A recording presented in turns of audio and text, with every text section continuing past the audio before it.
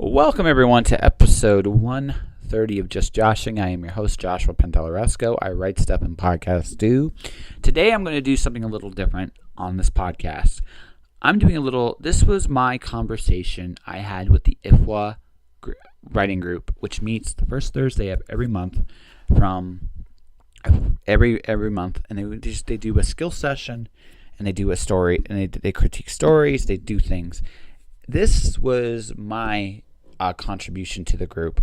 This was me talking about marketing, and I did it from the point of view of conventions. What conventions have taught me about marketing, how conventions have taught me about selling. Good, bad, and different. I go about my successes and my failures.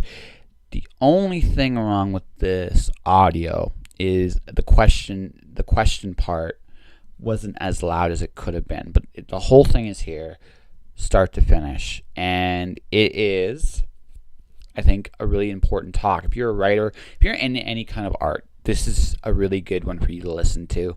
I hope you guys take the advice in stride and in heart, because I think there's a lot anyone can learn from this. All right, we're gonna get right to it. Okay. Anything you guys want to say? Just make it good, all right? Because the reason I'm recording it was funny. I was actually requested to record this, so I figured it'd be a good way. And also, anyone that wants this at the end, I'll send it to them. It's all good. Who requested it? Ceases? No. Actually, a comic book dude in the States. He was actually really interested in it. So I'm going to come at this from the point of view of what I've learned doing conventions, and also just the fact that I do a podcast and I talk to a whole bunch of you all the time. So I've learned a lot from you, and I've done a lot of things. So when we talk marketing, we're talking the swear word of sales. And sales, I figured out, is really answering three questions. The three questions are, who are you? What do you offer? And why should I care? Now, for the purposes of marketing, who are you and what do you offer are the more important ones. Trying to get them to care is the challenge. I learned about my first experiment into marketing myself was in Phoenix, Arizona. Phoenix, Arizona has an event called First Friday. Now, it's not like the Friday here. Ours blows. I'm just being perfectly honest. It blows. The one down there literally has like 1 million people covering city blocks peddling artwares. So month to month, I would be sitting beside, one month in particular, I remember, I had a rock concert to the right of me. I had the prettiest rose-colored like stained glass windows I've ever seen. I was like, what the hell am I doing here? And it occurred to me that I had to learn how to talk and how to engage people. And if I didn't, I would have no chance against what I'm seeing here. They really were killing it. And again, visually, they already are marketing themselves. So the first thing I really learned, really just a basic thing, was communicate with your audience, whoever that is. Say hi, make eye contact, be confident in yourself. People are drawn to it. Actually, today, even more so than before. The big reason behind that is we don't do it as much anymore. We're a lot caught in more social media. We're more on our computers. We interact with each other less directly. So when I had eye contact with you or anybody else, your attention is actually more drawn to than it used to be, which is, I think, a very interesting thing. So eye contact, saying hi, engaging your audience is very important. And I did well that night. I did actually really well, all things considered. I'm going to thank the music, but still, I did fairly well. After that, my first actual convention was when I came back to Calgary the second time at the Calgary Comic-Con.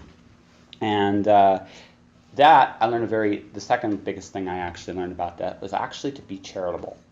I had a comic book. It was my first ever comic. It was called Veritas. I did that back in 2006. I started it in 2006. I finally got it out in 2010. It was a victory for me just to get it out there. And what I did was I had a great location. I was very fortunate when I was there, but I sold them like really cheap. And then I would actually offer just whatever people wanted to pay. Some people paid more, some people paid less. My first Calgary Expo was my most successful one because I was cheap, I was reasonable, I was engaging people, and even to the point where comic creators were actually coming up to me and going, "What did you do?" I said, "This is what I sold it for." And they were, again, it was impressive. People like getting free stuff. I mean, it's just the way it is. I mean, people enjoy it. It's just part of the thing. Now, you don't necessarily have to give it away for free, but you should, at the very least, bring something that people can be drawn to that's reasonable, that's cheap and engaging, especially in today's economy. You have to realize that people don't have the money to spend that they used to have. So now, there are a couple ways you can go about it. One way I saw it when Where's Calliope was really neat was the spin the wheel win a free ebook deal, which is really cool. Ebooks are cheap. They're digital. They're easy. They don't cost you nothing beyond time to put together. They're a great, simple way to get attention to you. And then once there, you engage your prospective reader audience. Now, speaking of engagement, be authentic. This is really, really important. Oddly enough, I learned that watching pro wrestling. And that might seem really, really weird when you hear that. But back in the 80s, when you watch, you see people in the most colorful suits, like Macho Man or Randy Savage. I love the Macho Man. A lot of people did. Hilarious, right? But on the one hand, it's the most absurd thing. You see grown men in suits, muscles on muscles, no hair going, I'm going to kick this person's back at 7:30 because blah, blah, blah. But what they're actually doing is they believe that. They believe that. On some level, it's real to them. Now, you can do a whole bunch of different things. Like, if you look at just authors in town, Cece Midori has a fountain. Neil Enoch sometimes brings, like actresses, or he'll show off toys. People can do different things to draw attention onto themselves. But the thing is, the best ones are extensions of themselves, right? Don't be something you're not. Because if you are, people will read it. They'll be able to tell a mile away you're fake. And if you're fake, you're done. No one's going to pay attention to you. It's one of those subconscious things. So be yourself, but be engaging in some way. Show part of your personality. If you can do that, you will find people interested in you. If for nothing else, just to have a conversation with you, which is important in the long run. Now, my next one I want to talk about is my most successful convention. I'm going to also call it my biggest failure too, and tell you why I failed. My most successful one was Winnipeg C4. I didn't find out I was going to Winnipeg until literally the day before I could go to Winnipeg. Anyone that's done the C4 convention will tell you that dysfunctional is kind of how they run, just the way it is. So I was getting information about my table and stuff like that about being confirmed for a table on Monday. It wasn't until Wednesday I got confirmed, and I literally had a day to fly to Winnipeg and do it. So I had no prep, no props, nothing. I just made some business cards, I took some books, I went. It was my most successful one. And I was trying to figure out why that was. And I realized it was because I was completely different from everybody else. Everybody else had stands, props, everybody else had like all this elaboration. I had nothing. Now, here's the thing. The thing is, if you have a bunch of Megan Fox looking likes, and you have a very ugly looking woman in there, what are you going to notice first? The ugly looking woman. Same thing, you have a bunch of Fabios and you have a ugly looking man, what are you going to notice? The ugly looking man. Why? It stands out. So I look at presentations and props. Now, it's my weakest part of what I do. I'm not crazy about it, but to be perfectly honest with you, I see the value of it. But look around when you go to a show and you look at what everybody else is doing. Look around. If they're big and elaborate, go simple. If they're simple, go elaborate. Because again, everything you're doing is trying to stand out because everybody is trying to do the same thing, going for the same thing. So try to stand out. What makes you different? How can people be drawn to you? And like I said, just pay attention to what's around you. Sometimes just being that different draws people to you. Sometimes it goes the other way too. Last Edmonton Expo, I was not successful at all. It was actually the worst convention I've ever done. The reason why is I wasn't prepared here. I didn't really want to be there. Anyone that knows what's going on with me right now personally knows I'm taking care of a lot of personal issues at this point in time. And as a result, my head was not where it needed to be for that show. And I didn't do what I could have done or should have done. Now, some things were beyond my control as well. But at the end of the day, you got to look in the mirror. But you can learn from your failures too. What didn't you do right? What did you do right? And this is because this is the thing. Not every place you go, and not every place you're going to go, not every person you're going to meet is going to want to buy your book or going to want to be invested in you. Some places are just not meant for you. I kind of look at chapters sometimes, and I see sometimes a bunch of authors just sitting there in stores with no one's buying, and I'm just thinking that they're just at the wrong place at the wrong time that day. But there are things you can learn, there are things you can try. One of the things that I did was successful with in Edmonton, one of the few things I did that I was actually right, I tried V cards. Instead of standard business cards, I did virtual cards. They weren't so successful at the con, but they were successful when I was outside the con. But my hotel room, everything else, it was just a great little way of interacting without actually giving a business card away. All of that, which to say is, I mean, it's a process, and you got to learn who you are. And as you go who you are, you realize what you're offering isn't just your books, it's you. Whether you realize it or not, what you're actually really selling is at least a piece of you, is going out there and putting out there, because it makes sense.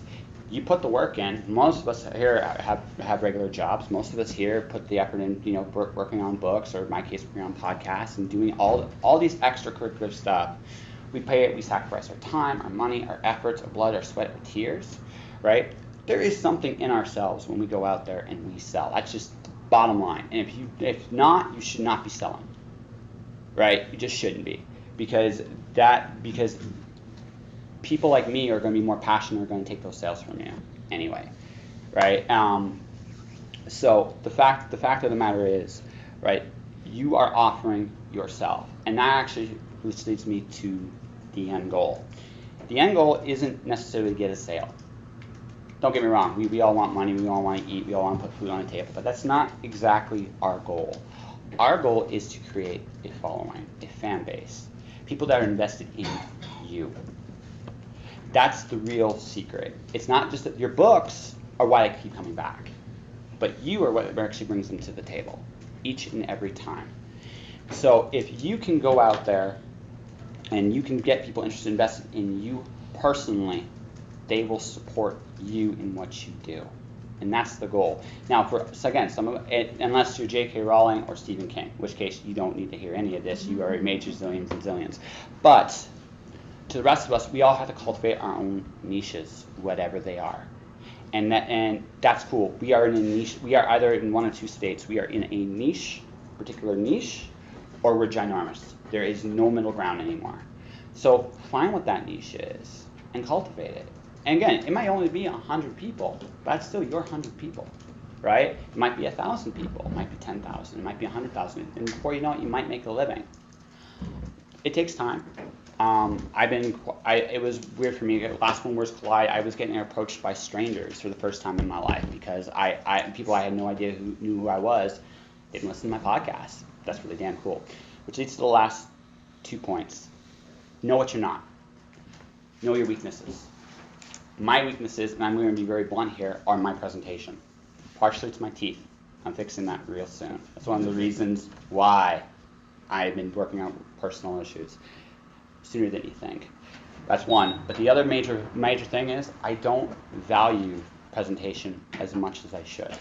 And that's just me knowing my weaknesses personally. And these are things I need to work on. Know what you don't do well, right? And give yourself the attention to focus on doing those things well. Get better at them. Because the things you're not comfortable doing are the things you need to do to grow, right? And that's just the way it is. I don't really got too much more to add. But yeah, know who you are. Know what you offer. Make people care. You can do that. You will have sales. How many? I can't make any promises to any of you on that. But I do know this. Those questions have helped me with editors, have helped me with agents, have helped me with publishers, have helped me with getting people on my podcast. That actually, straight up, as a pitch, any pitch you do, you can answer those 3 questions, you will find people interested in your stuff. I guarantee it. Yes? So, back in the day, your publisher took care of all that for you, more or less? More or less. And today, they do not? Not unless you're incredibly selling a lot of books. So do you see a difference between Joe Ryder, who may or may not be an introvert or an extrovert, trying to get published with a publisher, or self-publishing? So here's my take on that. What does a publisher offer that you can't do yourself today? I'm at that point actually with my current publisher. I have, on Instagram, Twitter, and Facebook altogether, I have 4,000 unique followers. My publisher is 500. Right? My podcast is regularly growing. I'm talking to really cool people. I have some really cool guests coming up. If you haven't actually listened to it lately. I have no problem approaching. I do, in the case of agents, of publishers, of editors, of things like that. I don't have any issues approaching any of them. I've done this on my own. It takes time, but again, how we're talking right now. Hi, how are you, Mike? What's up? Just do that with people. Look, most of us don't want to be sold stuff. Like, to be perfectly honest with you, I hate my sales pitch. I hate it. But I have one because I need it, right? Fact of the matter is, if I can come at you, like, I'm Josh, and I happen to be selling this, this, and this, or I happen to have a podcast, instead of, hey, come listen to my podcast, or else, or, hey, come, I hate that on Twitter. I absolutely hate that on Twitter. But, he's popping on that one. But the thing is, I hate it. But, if I know you, and I'm talking to you, and like, hey, what do you do? That's a different question now. I'm open now to what you're doing. Right? That's, again, a completely different approach. Also, if anyone here has listened to my podcast, I don't ask a lot of questions about books, if you ever actually have listened to that. Why is that? I don't care. Because that's your audience. Yeah, exactly. Exactly. They don't. I don't care. Because the fact of the matter is, I'm not interested in your books. I'm interested in you. If you can actually be interesting for me, you're going to sell yourself. Now, I will talk about books sometimes. It depends. Like I said, it depends on the guest. But by and large, I avoid it like the plague if I possibly can. Be someone that happens to sell. Don't be the salesman that happens to be you. Very big trap a lot of beginners fall into. Any other questions? Yes. What's a virtual card? Oh, a virtual card is a business card on a phone. So on my phone, I have a card. I can give it to anybody, like via Facebook, Twitter, phone number, whatever. The reason being is, okay, here's the thing. I interviewed a politician on my podcast not too long ago. The episode aired about 2 weeks ago. He had a virtual card, and we were talking about this off the air. It's like, at this point in time, like, do you really look at all your business cards? I mean, seriously, I got piles at home. How about you guys? Right? Do you look at them? Maybe once in the blue moon. Virtual card, on the other hand, is easy. You take a picture of the phone, click. If you look at it, you look at it. You don't. It's not clutter you're going to care about, right? The only downside to the virtual card is, again, you take so many pictures on your phone, you might not notice. I mean, there are catches to both. But the fact of the matter is, I mean, from just a waste not, want not kind of do. Also, I can have fun with it. Like next year, so I have two. I know 2 books I have coming out next year. One of them is going to be a stick figure virtual card. Another one's going to be a Unicorn of Hearts Rainbows virtual card. Because why not? Yeah, actually, I'll leave I'll close with one last story. My very first signing, I didn't actually get a single signature, but I did get everyone to come to that store, and this is what I did. I was a flake. It was the worst thing. It was 2002. I was in my flakiest. I didn't advertise signing at all or anything like that. And the store was in a really crappy location. It's in Kensington. There's like a back. There's no signs, nothing. So I'm like, how am I going to get people to come to this store? So what I did was I printed about 10 arrows and I taped them on the sidewalk. People followed it. It was hilarious. Seeing these people walk up, go, what? Hey, what the heck? It's like, that's all right. Make your marketing fun. People there's not a person alive that does not want to play. There's not a person alive. So you just have to have an approach that's appealing. Play a game. It's interactive. It's also a hell of an icebreaker. Any others? You got time to ask questions? What's your podcast name? Just joshing. Yes? This is for the introverts among us, especially the ones who hate promoting themselves because Got join the club. I hate it too. cultural Yes. reasons. As far as I can tell, I'm Irish, so I make fun of myself more than I would ever That's actually awesome. brag. So when you're selling it, I always degrade it. Yeah. And then you're like, whoa, no, actually, I really like it. but you're making excuses while you're trying to sell it. That hurts. So you can be like if self-deprecation is part of your personality, be self-deprecating, but give yourself a limit. Like just like okay, like maybe like a 1 or 2. I don't know. This is something you're gonna have. This is the trial and error part of the deal. You don't figure out what works for you usually it's like kind of throwing spaghetti on the wall. What sticks kind of sticks. I just find personally what sticks tends to be pretty close to who the person actually is, but that's just my experience. But in your case, I mean, be confident in your look. Be confident in your book. You have to be. Look. If I don't believe you, right? If you come off unbelieving, I'm not going to believe you. You're the one that wrote it. You are going to be the one that sells it better than anybody else. Period. No one here is going to have that investment of time, energy. Even a fan is telling me, "Hey, this is the greatest book ever." If they come up to you and they're like, "Hey, here, this is the greatest book ever," not really. That doesn't really work, right?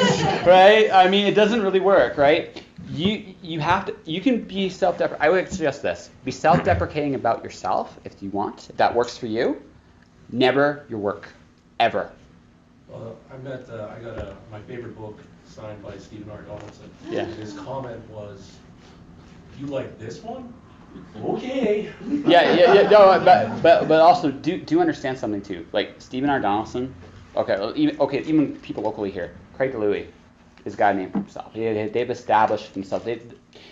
I can say Robert J. Sawyer. You know what a Robert J. Sawyer book is. I can say Stephen R. Donaldson. You know what a Stephen R. Donaldson book is. It's in your head already. I can say Dan Simmons. I can name any author that's well known that's on a large scale. You know what they do. You're not there yet. When you get to the point when people are really, really invested in your work no matter what, then you can make fun of your stuff. No. My point was, his self-deprecation wasn't. Yeah. It was an insult to me. Let's put it that way. Yeah. Self-deprecating of me. Yeah. Something's wrong with you. Yeah, exactly. Yeah. Yeah. It was just a really weird interaction.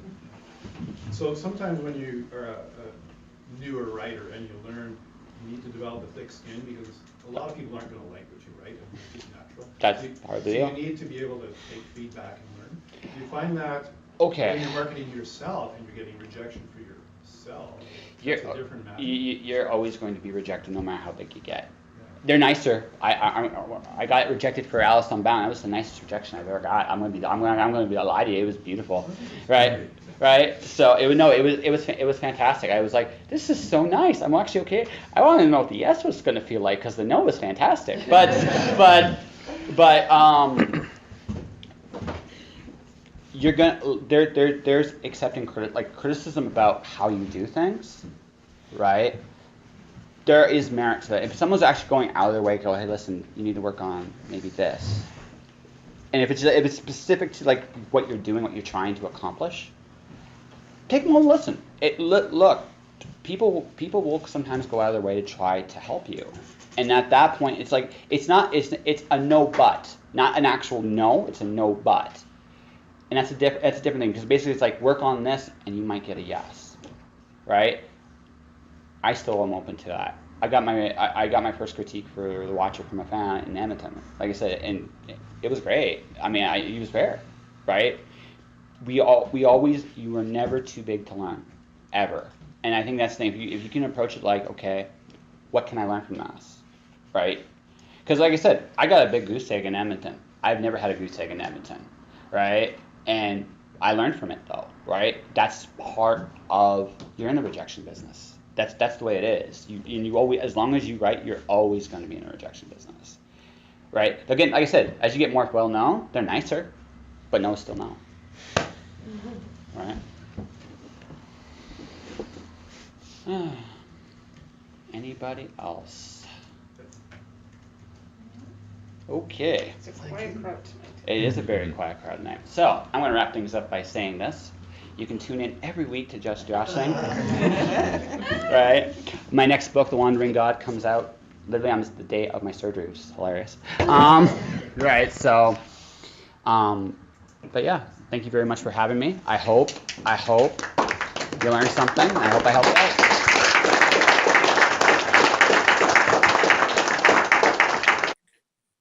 Josh. Shush.